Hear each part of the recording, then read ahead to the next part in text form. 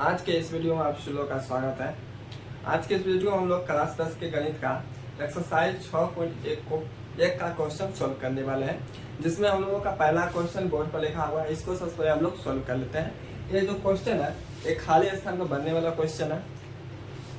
एक नंबर का जितना भी क्वेश्चन है, एक नंबर में 4 क्वेश्चन, चारों का जो खाली स्थान है उसको भरना कि इनके जगह पर क्या होगा।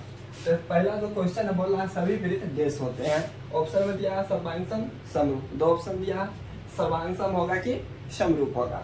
तो जितना भी बोल रहा है सभी वृत्त मतलब जितना भी वृत्त है सभी क्या होते हैं डैश। मालूम नहीं क्या होते हैं। तो वृत्त का बात करें तो ए हो गया वृत्त, ए हो गया वृत्त, ए हो गया वृत्त। वृत्त में क्या हो सकता है, छोटा बड़ा सब हो सकता है ना। वृत्त छोटा भी बना सकते हैं, बड़ा भी बना सकते हैं। तो ये तीनों जो वृत्त है क्या हो सकता है, समरूप हो सकता है, सर्वांगसम होता है। अब देखिए सर्वांगसम का मतलब क्या होता है, सब अंग समान होना चाहिए, मतलब पूरा पूरी एक दूसरे फिट कर देना चाहिए। बात कर ये जो सर्कल है क्या इस पर पूरा पूरी फिट करेगा, नहीं करेगा। ये जो सर्कल है क्या इस पर पूरा पूरी फिट करेगा, नहीं करेगा। मतलब पहला ऑप्शन तो पूरा पूरी गलत है कि सर्वांगसम हो ही नहीं सकता, क्योंकि एक दूसरे पूरा पूरी फिट नहीं करेगा। सर्वांगसम का मतलब होता है सब अंग समान, मतलब पूरा पूरी फिट करना चाहिए एक दूसरे को पूरा पूरी फिट। लेकिन समरूप में क्या होता है, आकृतियां एक समान होनी चाहिए। देखिए दोनों तीनों की आकृति है, आकृति सबका क्या होता है एक समान होता है। तो जितना भी वृत्त होता है सबका आकृति क्या होता है एक समान होता है, इसलिए वो क्या होते हैं समरूप होते हैं। तो सभी वृत्त यहाँ पे क्या हो जाएंगे समरूप। सभी वृत्त क्या होते हैं समरूप, ना कि सर्वांगसम। सर्वांगसम में सभी अंग समान होते हैं, मतलब पूरा पूरी फिट करना चाहिए और वृत्त पूरा पूरी फिट नहीं करता है। इसके बाद जो दूसरा क्वेश्चन है, पहला हो गया, दूसरा जो इसमें है बोल रहा है सभी वर्ग, क्या बोल रहा है सभी वर्ग डैश होते हैं। अब वर्ग का बात कर रहा है। देखिए वर्ग में भी क्या हो सकता है, वर्ग में भी छोटा बड़ा हो सकता है।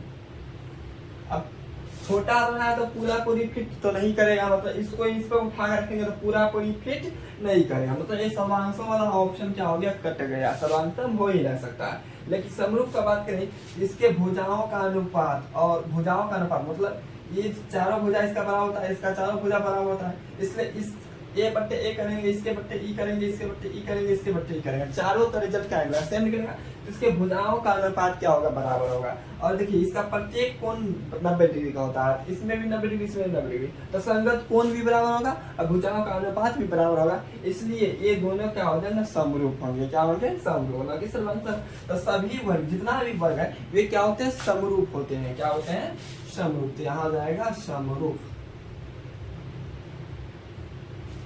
इसके बाद तीसरा जो क्वेश्चन है इसमें बोला सभी डैश त्रिभुज समरूप होते हैं। सभी डैश त्रिभुज, कौन सा त्रिभुज है, समद्विबाहु है कि समबाहु है जो समरूप होता है। चलिए पहले समद्विबाहु त्रिभुज का बात करें तो समद्विबाहु, दो समद्विबाहु त्रिभुज ले लेते हैं। ये एंगल ए रहा, ये एंगल ए रहा, इसमें ई भुजा और ई भुजा इक्वल होता है, इक्वल होता है मतलब इसके बट्टे ई करेंगे, इसके बट्टे ई करेंगे, इक्वल तो निकलेगा, निकल जाएगा, ठीक है। लेकिन अब इसके बट्टे ई करेंगे तो ये तो फिक्स नहीं है इक्वल निकलेगा, क्योंकि ये दोनों मतलब ई तो बराबर नहीं होता, ये दोनों भुजा का, ये दोनों भुजा बराबर होता है और ये दोनों भुजा बराबर होता है, इसलिए इसके बट्टे ई करेंगे, इसके बट्टे ई करेंगे तो बराबर निकलेगा। लेकिन इसके बट्टे ई करेंगे तो बराबर नहीं भी निकल सकता है। इसलिए यह जो समद्विबाहु त्रिभुज यहाँ पर नहीं हो सकता है। उसके बाद है समबाहु, क्या है समबाहु, समबाहु त्रिभुज का प्रत्येक भुजा बराबर होता है। समबाहु त्रिभुज का क्या होता है, प्रत्येक भुजा बराबर और प्रत्येक कोण 60 डिग्री का होता है। प्रत्येक कोण कितना डिग्री का होता है 60 डिग्री का। अब इसके बट्टे ई करेंगे, इसके बट्टे ई करेंगे, इसके बट्टे ई करेंगे, तो सेम संख्या बट्टे सेम संख्या करेंगे, मतलब इसका भुजाओं का अनुपात तो बराबर निकलेगा और इसका प्रत्येक कोण भी मतलब इसका संगत कोण भी बराबर होगा। इसलिए यह दोनों जो त्रिभुज होगा क्या होगा समरूप। किस त्रिभुज में समरूप हो सकता है, समबाहु। अब जितना भी समबाहु त्रिभुज है उसका प्रत्येक भुजा क्या होता है बराबर होता है और प्रत्येक कोण 60 डिग्री होता है। इसलिए जितना भी समबाहु त्रिभुज सभी क्या होते हैं समरूप होते हैं, क्या होते हैं समरूप। यहाँ पर सभी समबाहु त्रिभुज क्या होते हैं समरूप। यहाँ पर आ जाएगा समबाहु, अतः सभी समबाहु त्रिभुज क्या होते हैं समरूप होते हैं। अब नंबर 4 में जो दिया है इसमें बोला भुजाओं की संख्या समान वाले दो बहुभुज समरूप होते हैं। क्या बोला, दो बहुभुज समरूप होते हैं। यदि उनके संगत कोण देश हो। नंबर दूसरा, उनकी संगत भुजाएं देश हो। इसमें बहुभुज के समरूप की बात कर रहा है। किस क्या बात कर रहा है? बहुभुज के समरूप के। अब बहुभुज समरूप कब होते हैं? जब उनके भुजाओं की संख्या समान हो। इसमें बोल दिया भुजाओं की संख्या क्या है? समान है। भुजाओं की संख्या क्या है? समान। इसमें भुजाओं की संख्या समान है, तो पहला तो हो गया। इसका दूसरा क्या होता है? उनकी संगत भुजाएं एक ही अनुपात में हो। उनकी संगत जो भुजाएं होती है एक ही अनुपात, मतलब क्या होना चाहिए? समानुपाती होना चाहिए। यहाँ पे क्या आ जाएगा? समानुपाती। उनकी संगत भुजाएं क्या होती है? एक ही अनुपात, मतलब समानुपाती होती है। उसके बाद नंबर तीसरा जो होता है, उनके संगत कोण बराबर होना चाहिए। उनके संगत कोण क्या होना चाहिए? बराबर, समान होना चाहिए। यहाँ पे क्या आ जाएगा? बराबर। ये है समरूप होने का कंडीशन। दो बहुभुज समरूप कब होगा? नंबर एक में उनकी भुजाओं की संख्या समान होना चाहिए। इसमें बोल दिया पहले से समान है, इसलिए दो ऑप्शन, मतलब दो चीज बच गया। एक तो उनके संगत कोण क्या होंगे? बराबर, और दूसरा क्या होगा? उनकी संगत भुजाएं क्या होगी? समानुपाती होगी। तो क्वेश्चन नंबर 1 पूरा क्लियर हो चुका है। इसके बाद हम लोग क्वेश्चन नंबर 2 की ओर चलते हैं।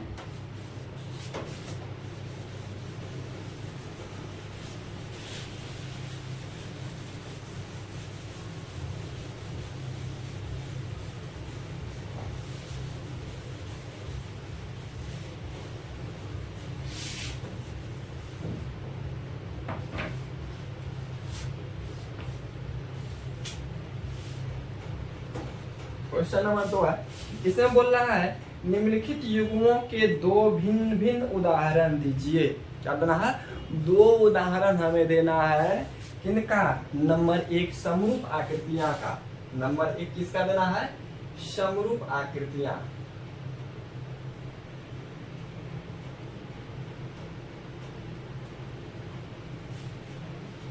तो पहला जो बोला है दो भिन्न भिन्न उदाहरण देना है। पहला क्या है? समरूप आकृतियां, मतलब समरूप आकृतियां का हमें दो उदाहरण देना है कि समरूप आकृतियां क्या होता है। इसमें देखिए समरूप आकृति बात करें तो सभी वृत्त क्या होते हैं? समरूप होते हैं। तो नंबर 1 में एग्जाम्पल नंबर 1 में हम लोग क्या दे सकते हैं? दो वृत्त का जोड़ा ले सकते हैं, मतलब वृत्त का जोड़ा ले सकते हैं। क्या ले सकते हैं? वृत्त का जोड़ा। एक सर्कल ए ले लिए और एक सर्कल ए ले लिए। अब दोनों क्या होगा? समरूप होगा, क्योंकि सभी वृत्त समरूप होते हैं। तो एक एग्जाम्पल ये ले सकते हैं कि सभी वृत्त क्या होते हैं? समरूप होते हैं। यहाँ पर क्या ले लिए? वृत्त का युग्म ले लिए, मतलब वृत्त का जोड़ा ले लिए। अब एग्जाम्पल नंबर 2 ले लेते हैं। इसमें क्या लिए हैं? वृत्त का युग्म। एक वृत्त का जोड़ा लिए हैं जो क्या होता है? समरूप होता है। Example number 2। अब बात करें तो सभी वर्ग क्या होते हैं? समरूप होते हैं। एग्जाम्पल नंबर 2 में हम लोग क्या ले सकते हैं? वर्ग ले सकते हैं। इसका प्रत्येक भुजा बराबर होता है और प्रत्येक कोण कितना डिग्री का होता है? 90 डिग्री का होता है। इसका भी प्रत्येक भुजा क्या होगा? बराबर होगा और प्रत्येक कोण कितना डिग्री का होगा? 90 डिग्री का होगा। इसलिए ये दोनों क्या होते हैं? समरूप होते हैं। ये क्या हो गए? वर्ग का युग्म। दूसरा एग्जाम्पल ले लिए वर्ग का युग, पहला एग्जाम्पल ले लिए वृत्त का युग्म। अब दोनों किसका उदाहरण हो गया? समरूप आकृतियां का उदाहरण हो गया। इसके बाद नंबर 2 बोला ऐसी आकृतियां जो समरूप नहीं है। नंबर 2 में हमें क्या लेना है? ऐसी आकृतियां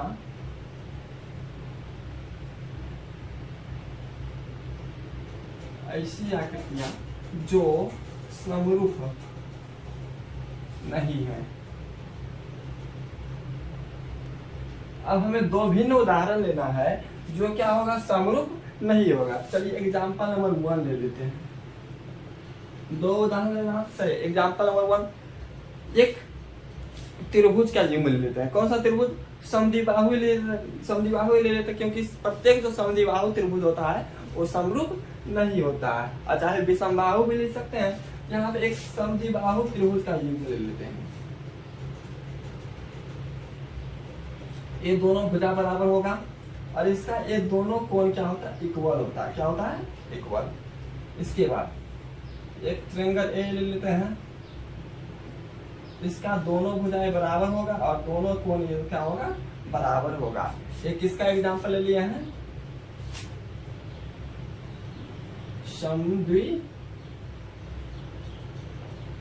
बाहु त्रिभुज के युग्म। पहला क्या लिया, समद्विबाहु त्रिभुज का युग्म। चलिए यहाँ पे एंगल का वैल्यू भी दे सकते हैं, एंगल का वैल्यू दे देंगे तो पूरा फिक्स हो जाएगा। यहाँ मान लेते हैं दोनों जो है, दोनों ये दोनों 55 डिग्री का, ये दोनों कितने डिग्री का, 55, और ये दोनों हो गया 65 डिग्री का। ये दोनों एंगल लिए 55 लिए 65, ये दोनों कभी क्या हो सकता है, कभी समरूप हो ही नहीं सकता, क्योंकि आकृतियां जो है समद्विबाहु त्रिभुज समरूप होता भी है, लेकिन सभी आकृतियां नहीं होता। तो यहाँ ऑप्शन एंगल का वैल्यू दे दिया 55 डिग्री, यहाँ दे दिया 65 डिग्री, इसलिए दोनों समरूप नहीं होगा। अब चलिए एग्जाम्पल नंबर 2 ले लेते हैं। अब एग्जाम्पल नंबर 2 में हम लोग क्या ले सकते हैं, चतुर्भुज ले लेते हैं, कोई भी चतुर्भुज ले लेते हैं। जैसे रेक्टेंगल क्या ले सकते हैं, आयत ले सकते हैं। तो चलिए 2 आयत का एग्जाम्पल ले लेते हैं। एक आयत ए लिए,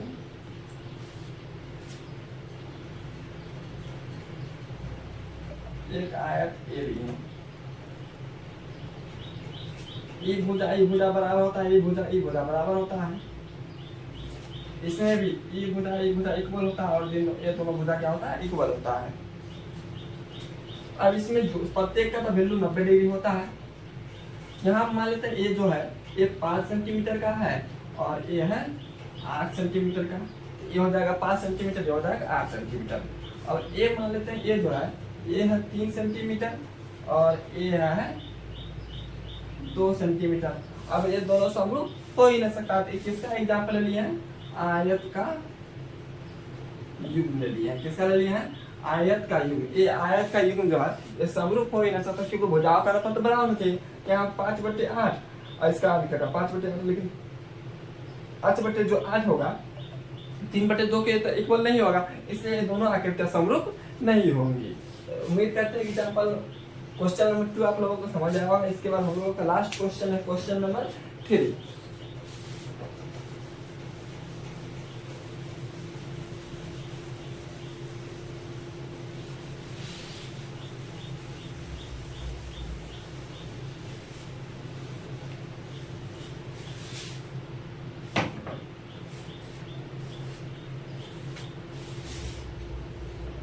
क्वेश्चन नंबर 3 में बोल रहा है, बताइए कि निम्नलिखित चतुर्भुज समरूप है या नहीं। जो चतुर्भुज दिया है बोल रहा है वे समरूप है कि नहीं है। तो पहला जो आकृति है, पहला आकृति कुछ इस प्रकार है।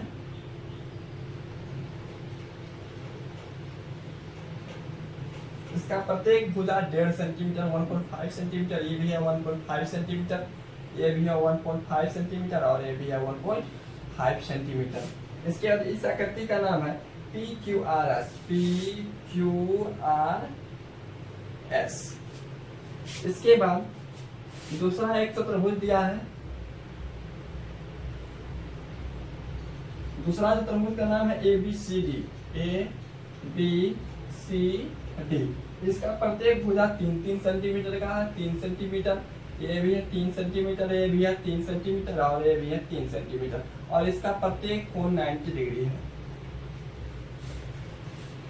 और हमें बताना है कि दोनों चतुर्भुज समरूप है या नहीं है। चलिए समरूप के कंडीशन का यूज करना है कि समरूप का कंडीशन क्या होता है, उनका यूज करके बताना है समरूप होगा नहीं होगा। तो पहला कंडीशन क्या होता है कि इनके भुजाओं का अनुपात, जो संगत भुजा असंगत भुजाओं का अनुपात क्या होता है, बराबर चाहिए। तो पहला देखिए इसमें PQ है, इसमें AB है। अगर PQ/AB निकाल दें, PQ/AB भुजाओं का अनुपात, PQ का वैल्यू 1.5 है और AB का वैल्यू 3 है।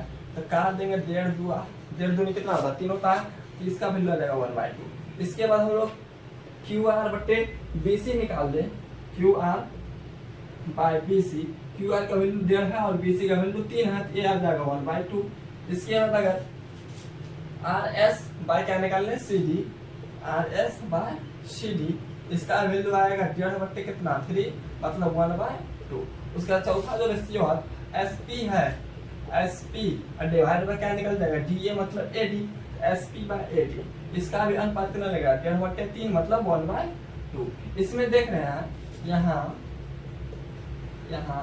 PQ/ जो है AB, PQ/AB इसके बराबर है QR/BC इक्वल टू क्या है, RS/RD। आर एस बटे सी डी इक्वल टू क्या है, एस पी बटे ए डी।